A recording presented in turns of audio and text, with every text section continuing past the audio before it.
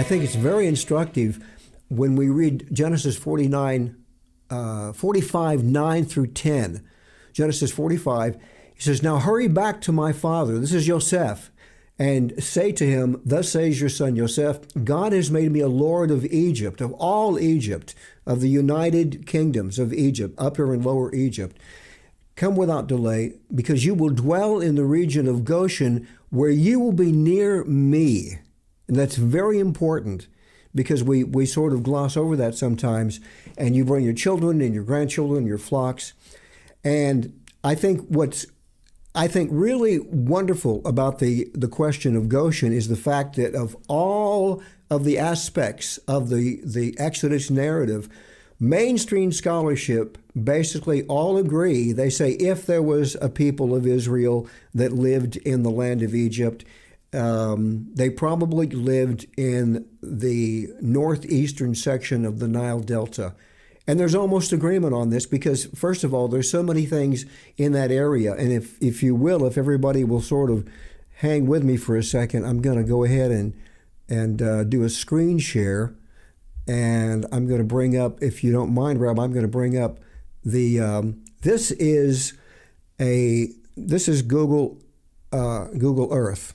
All right? Mm-hmm. Can you see what I'm showing you? Okay. I'm gonna pull back and give everybody an idea of what we're talking about right now.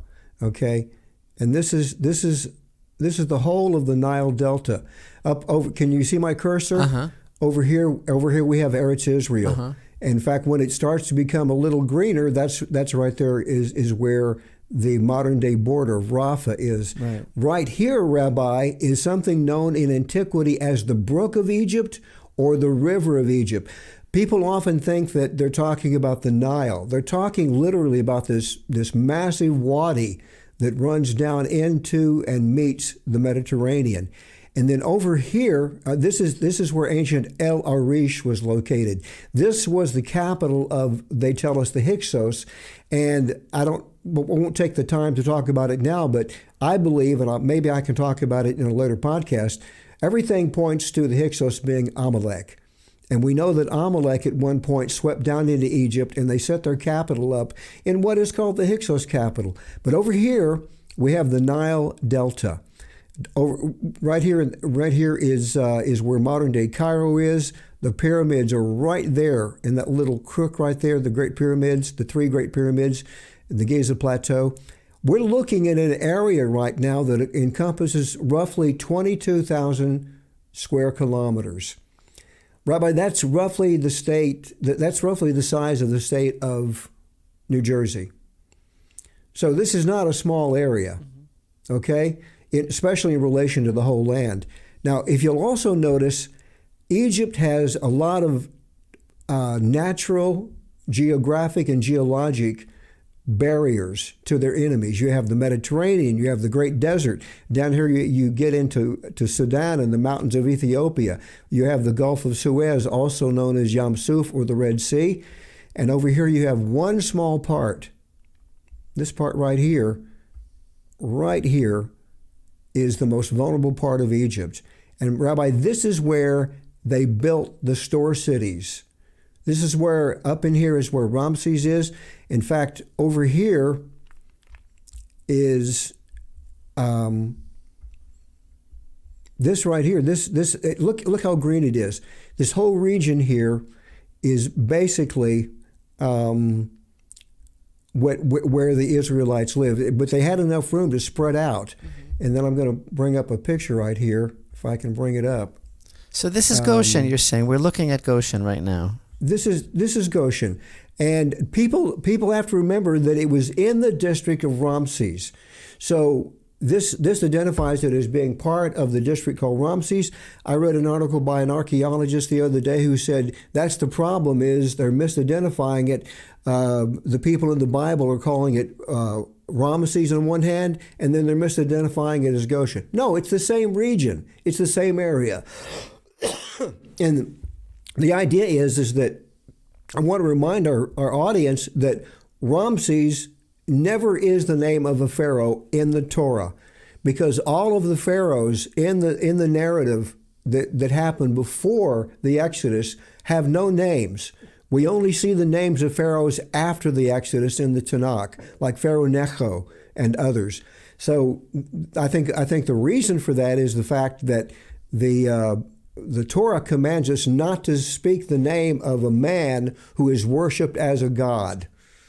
So we have to see the names of the pharaohs in this story, that what the Israelites called them, they actually had puns on their name. And the Pharaoh of the oppression, the Pharaoh who later came in after Miriam had been born, because her name is another prophecy, the bitterness of my people, Miriam, the Israelites called him Melul or Meror, which of course is bitterness.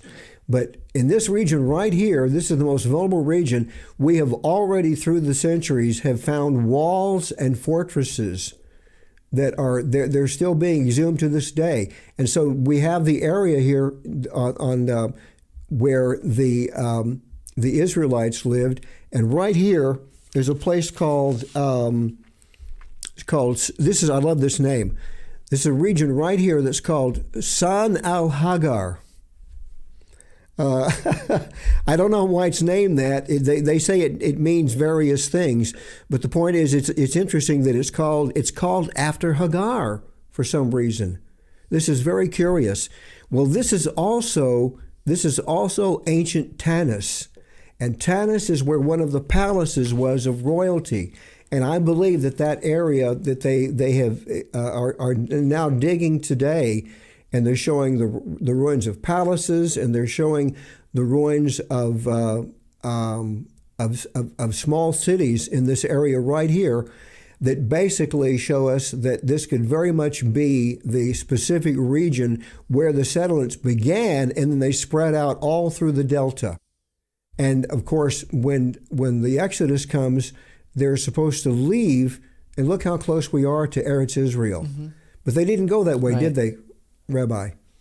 Correct. So that's something I wanted to very quickly go over and show you that we I hope in another broadcast we can talk about the satellite imagery and show you literally the buried ruins of literally thousands of houses in this region from antiquity right here in the northeastern region, and the pottery they found there, and how very much of it was Old Kingdom pottery, which is when the Exodus occurred, according to all my research, the end of the Old Kingdom. So anyway, I didn't want to go on too long about that. Cool, that's very, very fascinating.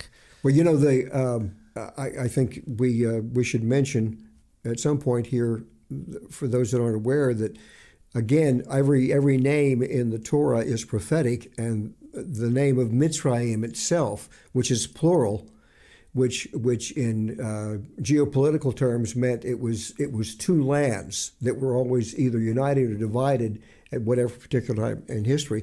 But it also, what does the word Mitzrayim mean, Rabbi?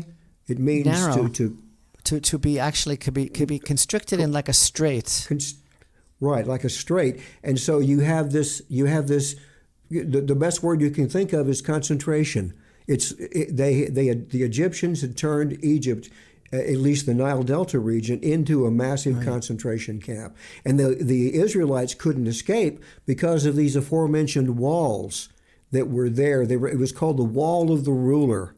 And it also is the reason that it's also near the Gulf of Suez, which is where we believe the Yam Suf, we believe the Gulf of Suez, the Red Sea, is where the Israelites crossed through the sea. When they came out of the Red Sea, out of Yam Suf, they came into the Wall Wilderness. So the whole region is named after these walls that Israel helped build to fortify the border against these invading armies.